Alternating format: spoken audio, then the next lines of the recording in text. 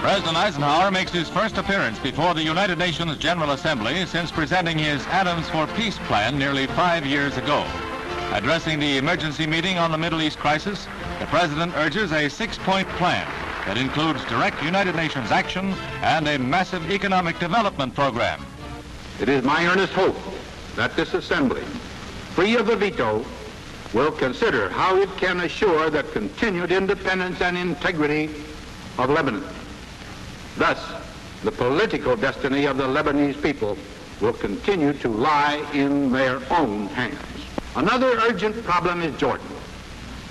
If we do not act promptly in Jordan, a further dangerous crisis may result.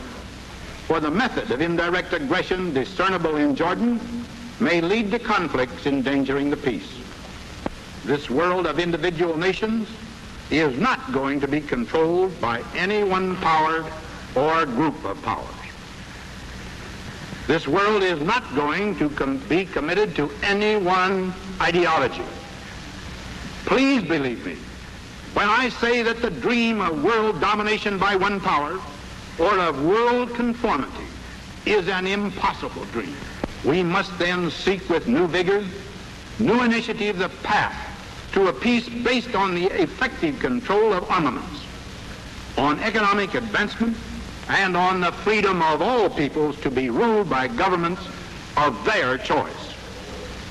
Only thus can we exercise the full capacity God has given us to enrich the lives of the individual human beings who are our ultimate concern, our responsibility, and our strength.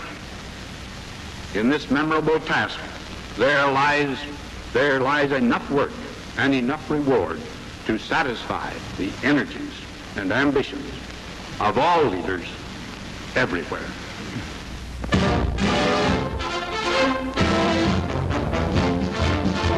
The first contingent of Marines to depart from Lebanon embarks on landing ships at a Beirut beach, almost a month after the landings that electrified the world.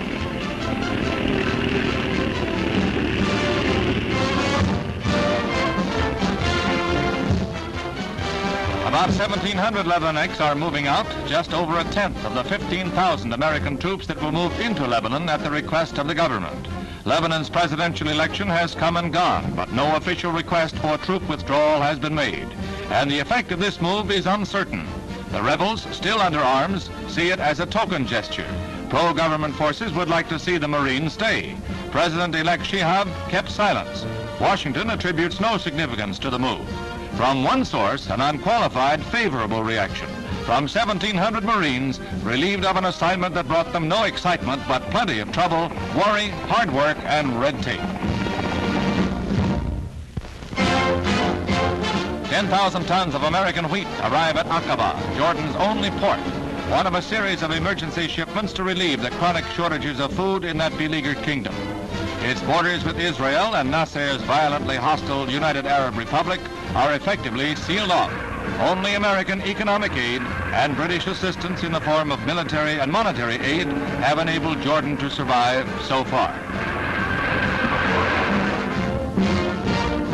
Pending a unified economic program for Jordan and all the Middle East, King Hussein's nation lives literally from day to day, isolated and wholly dependent on the West for its independence and survival.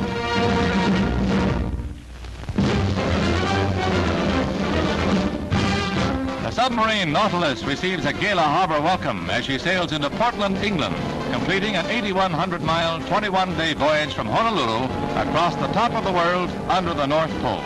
For the event, her skipper returned by air from Washington, where he'd been flown immediately after the Nautilus emerged from under the Arctic ice cap.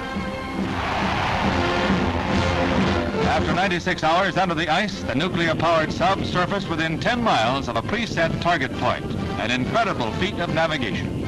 Adding to the excitement of her arrival was news that another atomic sub, the Skate, had also cruised under the pole, and that the Seawolf, a third, was cruising in the Arctic. But the glory of the first subpolar transit belongs to Commander William Anderson and his 116-man crew, well deserving of the Presidential Unit Citation for pioneering a new sea lane across the top of the world. Volare, oh,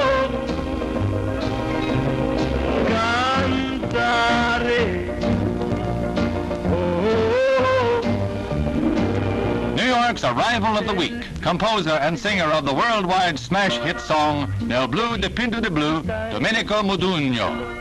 E continua a volare felice più in alto del sole ed ancora più su, mentre il mondo pian piano scompare negli occhi tuoi blu.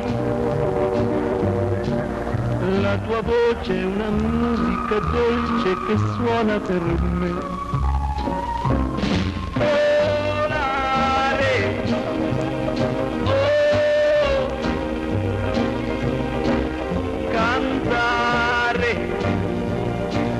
His song is the #1 hit everywhere in the world, which calls for a gold token of appreciation from Decca Records Executive Vice President Leonard Schneider.